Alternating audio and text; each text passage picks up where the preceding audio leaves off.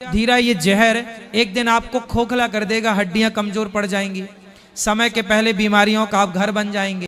जब शाम को आप चाय पीते हैं, आहा यही मूल है। बड़े बड़ी पवित्र बुद्धियों को भी आहार दूषित जाने पर भ्रष्ट आचरण हो गया। आज जितनी बीमारियां हैं सिर्फ गलत खाने से हैं। राधे राधे दोस्तों, स्वागत है आपका एक और धमाकेदार वीडियो में। दोस्तों, आज की वीडियो में हम सबको जानने को मिलेगा चार कथावाचक के श्रीमुख से कि हम सबको चाय कैसे पीना चाहिए, या फिर चाय पीने का नुकसान क्या है और भोजन कैसे करना चाहिए, किस प्रकार के भोजन करने से हमें ज्यादा लाभ मिलता है और किस प्रकार के भोजन करने से हमें बहुत ज्यादा नुकसान होता है और घर परिवार में दुख तकलीफ आता है। वीडियो पूरा देखिए, सब जान पाओगे आप, और कमेंट करके जरूर बताना कि कौन से महाराज का विचार आपको अच्छा लगा। और चाय ना पिए? चाय काहे पियोगी मैया? चाय पीना सही है? नहीं जी, पूछ रहे गुरुदेव आपसे। चाय क्यों नहीं पीनी चाहिए बताओ? चाय पीने के नुकसान क्या है? हमें पता नहीं है इसलिए। देखो, चाय में पत्ती होती है, चाय पत्ती। चाय पत्ती एक प्रकार की औषधि है। चाय पत्ती में जब आप दूध डालते हैं तो चाय पत्ती के संपर्क में जब दूध आता है तो दूध का गुण बदल जाता है और बदल करके वो पॉइजन हो जाता है, जहर बन जाता है। इसलिए आपने देखा होगा कि चाय पीने वालों को नशा होने लग जाता है। चाय नहीं मिलेगी तब तक वो बेचैन रहते हैं जी। चाय पीने वाले को चाय ना मिले ना तो पागल सा हो जाता है। आप बताओ, ये पागलपन नशा है या नहीं जी? और ये शक्कर तो होती है मस्त, उसमें शुगर को बढ़ाने का काम करता है। और ये धीरा धीरा ये जहर एक दिन आपको खोखला कर देगा, हड्डियां कमजोर पड़ जाएंगी, समय के पहले बीमारियों का आप घर बन जाएंगे। जब शाम को आप चाय पीते हैं, आहा भोजन लेट कर देंगे पर चाय लेट नहीं करेंगे। चाय पे तो माताएं बहन कोई भी आ जाए वो चाय बनाएंगी उसके लिए, और एक कप अपने लिए स्पेशल। पहली बात तो मैं ये कह नहीं सकता कि चाय मत पियो, क्योंकि मैं खुद पीता हूं, इसलिए मैं आपको मना नहीं कर सकता, ठीक। लेकिन एक सलाह जरूर दूंगा कि कभी भी खाली चाय न पिए। हो सके तो शाम को जूस वगैरह पी लें, माताओं के लिए जरूरी है। अगर जो ये पति, ध्यान से सुन लो, पति जितने भी पति अपनी पत्नी को अपने हाथ से जूस पिला के पिलाओ, फिर कहो पियो देवी तुम बहुत काम करती हो, है? ध्यान से, मजाक नहीं करे, हंसो मत। पति हंस रहे बोले हैं ये तो हमें पिलाती हैं, हम कैसे पिलाएं? पिला दिया करो कभी 2-4 दिन में एक आध बार, लो तुम भी पियो। तो अगर हो सके तो जूस पिए, चाय को त्याग दें, कॉफी देख लें आप, लेकिन चाय जब पीनी हो शाम को तो कभी भी खाली चाय न पिए। भोजन है ये जीवन का एक बहुत बड़ा अंग है। हमारे प्राणों का पोषण होता है, और सूक्ष्म बात, इससे हमारे मन का निर्माण होता है। अगर हम अपवित्र भोजन, गंदे विचारों से युक्त बनाया हुआ भोजन, अधर्म के द्वारा कमाए हुए धन से भोजन, तो हमारे मन को वासना में कर देगा, मलिन कर देगा, और बुद्धि को निर्णय ठीक करने की शक्ति का अपहरण कर लेगा। अगर हम इस पद्धति से भोजन पाते तो हमारी बुद्धि प्रकाशित होगी और मन ठीक हो जाएगा। वैसे भी ग्रामीण कहावत में भी जैसा खाए अन्न वैसा बने मन, इसका बहुत बड़ा प्रभाव पड़ता है। तो धर्म से कमाए हुए अन्न को जब हम रसोई में अमनिया करें तो उस समय विषय वार्ता, विषय चिंतन नहीं होना चाहिए। अंदर ही अंदर नाम जप करो, भगवत चिंतन करो और विचार करो कि प्रभु को भोग लगाना है, चाहे गृहस्थ हो चाहे विरक्त।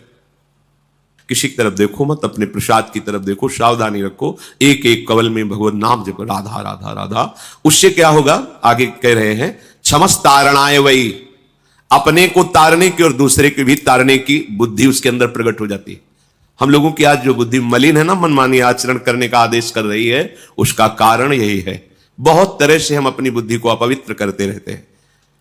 आहार पूरे जीवन का आधार है। भोजन ठीक है तो सब ठीक हो जाएगा।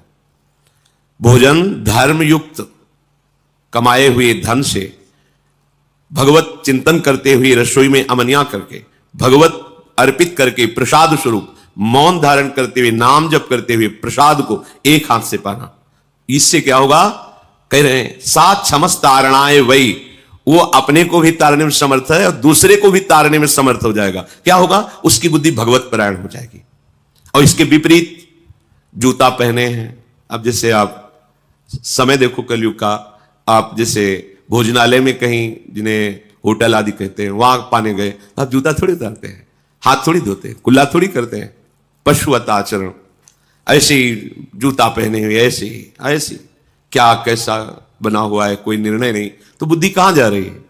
देखो ना, केवल अधर्माचरण की तरफ बुद्धि जा रही, शास्त्र युक्त, इंद्रियां शांत, भगवत चिंतन परायण, धर्म युक्त चेष्टाएं, ये सब केवल कहने में रह जाती, जीवन में आचरण में नहीं आ पाती, क्योंकि आहार विहार ही ठीक नहीं है। यही मूल है। बड़े बड़ी पवित्र बुद्धियों को भी आहार दूषित जाने पर भ्रष्ट आचरण हो गया। आज जितनी बीमारियां हैं सिर्फ गलत खाने से हैं। यदि सब लोग सही सही खाएं और परफेक्ट खाएं तो कभी बीमार नहीं पड़ेंगे। अब जैसे आप चाय पीते हैं, क्या चाय पीने योग्य है? मैया आप तो सिर हिला रही थी। हाँ तो पीती हो ना, एक लोटा पीती। हमारी माताएं तो एक एक लोटा चाय, आदमी पीता है जरा सी कप भर पीता है, कुछ लोग तो एक एक लोटा चाय पी जाते हैं। क्यों मैया आप चाय पीती हो ना, एक लोटा, एक गिलास, एक कप, क्यों पीती हो? नहीं रहा जाता? चाय क्यों पीना है मेरी मां? तुलसी पानी में डालो, थोड़ा अदरक डाल लो, और भी पदार्थ होते हैं जो पौष्टिक हैं, थोड़ा थोड़ा डाल के उनको पका के उनका रस पियो, आपका स्वास्थ्य लंबा चलेगा, बीमारी नहीं पड़ेंगे। कोरोना काल में डॉक्टरों ने क्या बताया? क्या पियो?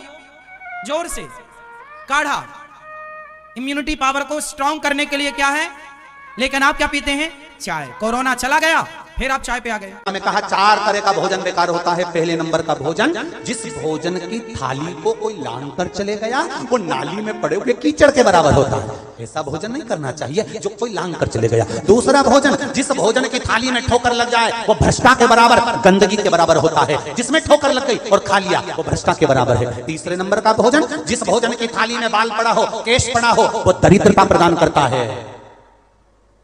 और चौथे नंबर का भोजन, पति और पत्नी एक ही थाली में साथ बैठकर भोजन कर रहे हो, तो वो मदिरा के बराबर होता है। ये 4 तरह का भोजन।